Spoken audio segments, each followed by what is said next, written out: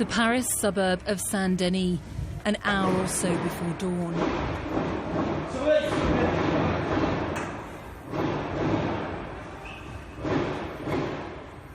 Residents capture the sound of gunfire on their mobile phones.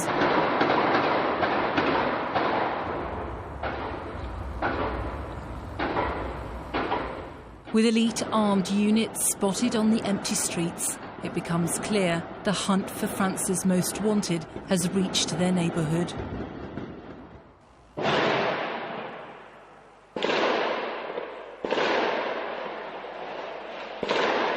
It is just over 4 days since a wave of coordinated bombings and shootings left more than 120 dead. After raids across France and into Belgium, now a massive operation is underway just a mile from one of the attacks.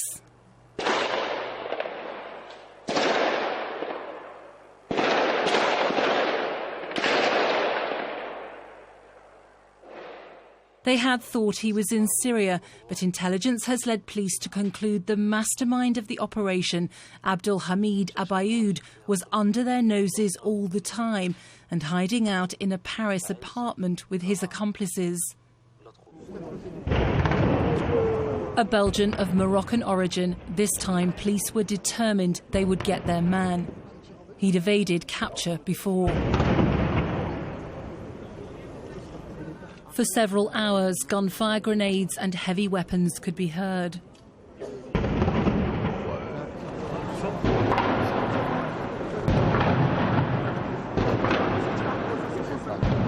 Amidst it all, a woman with a suicide belt blew herself up and another suspect was killed. Abayoud was believed to be inside the apartment with a number of heavily armed accomplices when the raid started.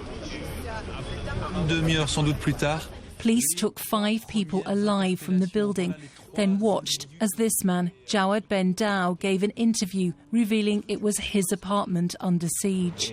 Comment vous expliquez que ces personnes-là se retrouvent chez vous? On m'a demandé de rendre service, j'ai rendu service, monsieur. Someone asked me to do a favour for them, he says, to put 2 people up for 3 days. I don't know where they came from. If I'd known, do you think I'd have done them a favour? He was still insisting he didn't know the terror gang as police took him away for questioning.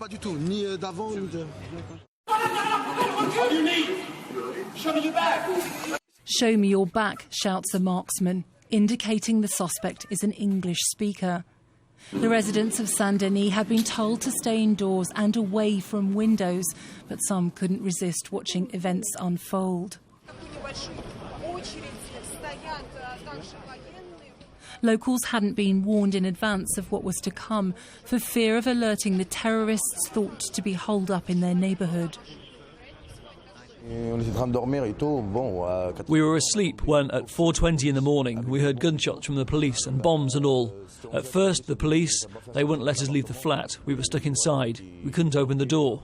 We couldn't look through the windows. There were shots between the terrorists and the police.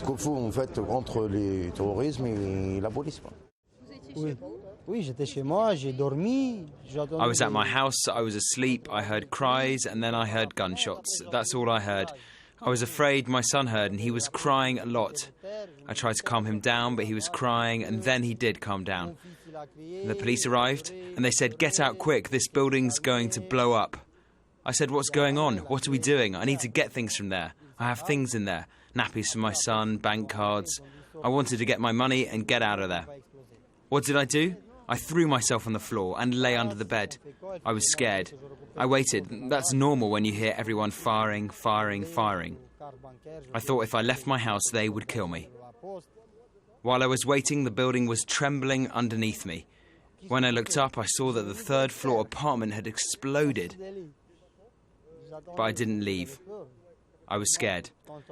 You don't know what to do. I was on the 1st floor. I did not see the police. I kept thinking, where are the police? Where are the police? Then I realised that it was the police firing in the stairwell, not the terrorists, so they could take the terrorists and hit them. I was under the bed. When the security cordon was lifted, one woman emerged to describe the terror of trying to protect her baby whilst trapped in the middle of the siege. It was in the flat just above. The police blocked the door to prevent us from leaving. They told us to stay put, to lie down, not to move, to switch off all the lights, and that's what I did. I hid. I tried to go to the toilets, but there were explosions. I could hear that the ceiling was going to crash. So I got out and tried to find protection between the toilet's door and our bedroom door. And we stayed like this, with my baby. We could see shots being fired. We could see the lights of lasers pointed towards us. And really, there were explosions. We could feel the building shake. Shamima Rahman lives close to the suspected terrorist's apartment. She told Sky News her family had been terrified as they heard the explosions, at first thinking they were fireworks. Then police revealed what was happening. Some of them comes from the window, and the police said, go close your window. And my neighbor, one man, go down for his work. He just opened the door. He was just walking 2 steps. And a policeman was shouting, go back at your home. And I said, stop, you come back, because it's a curfew. You cannot go out. You have to be in the house and tell to everybody. And then he come back in the house.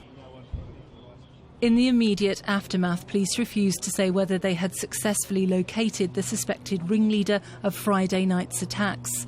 But they did reveal what led their specialist units to Saint Denis in the hope of catching Abdelhamid Abayoud. So a lot of work was done in the investigation, and through telephony and surveillance we obtained information which led us to think that Abayoud was probably in a building in Saint-Denis.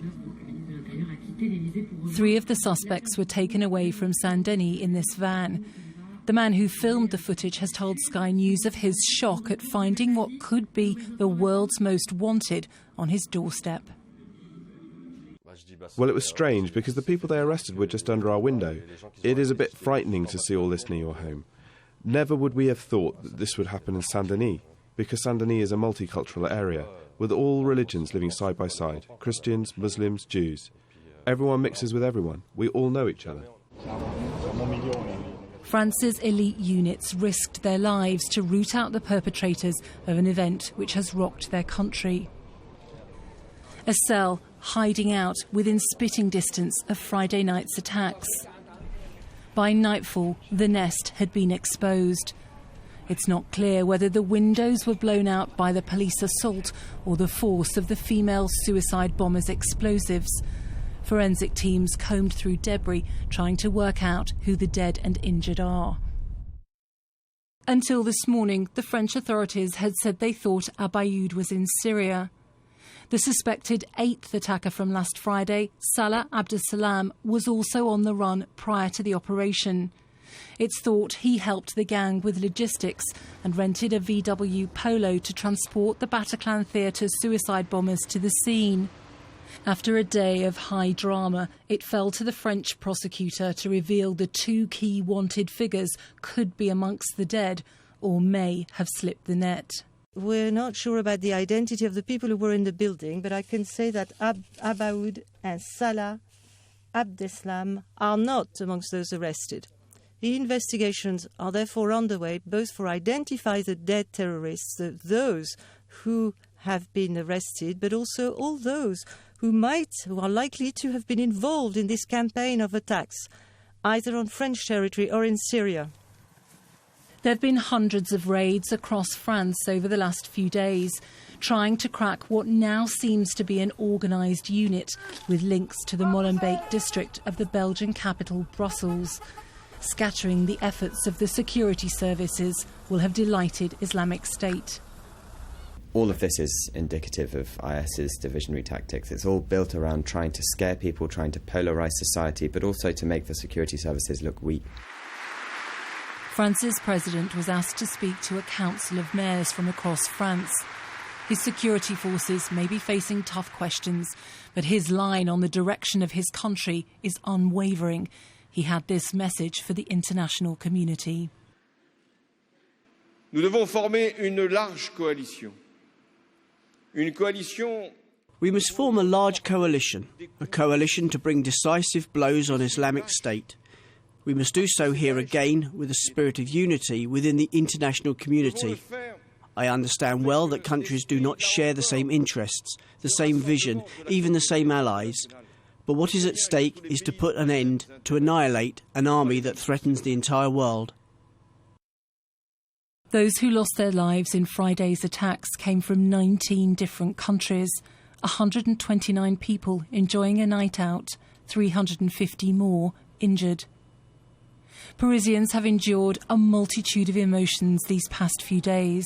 Panic, fear, grief of course, and now anger and revenge. I really hope that this will stop soon and we have to kill them, seriously. Really, it's the point. Yeah, totally. This type of guys don't have a place in jail. If we don't do anything, it's like we are weak and we are not weak, so we have to defend the country. So no, I'm okay with that. Now is the time to wake up. The time for candles is over. That's for the dead. Now the point must be made by raising our guns. Everyone must choose their side, French or not. Liberté, résistance. Today's operation claims to have disrupted a cell planning a fresh attack. Quite who has been thwarted isn't clear, but Parisians know the campaign of terror haunting their city isn't yet over.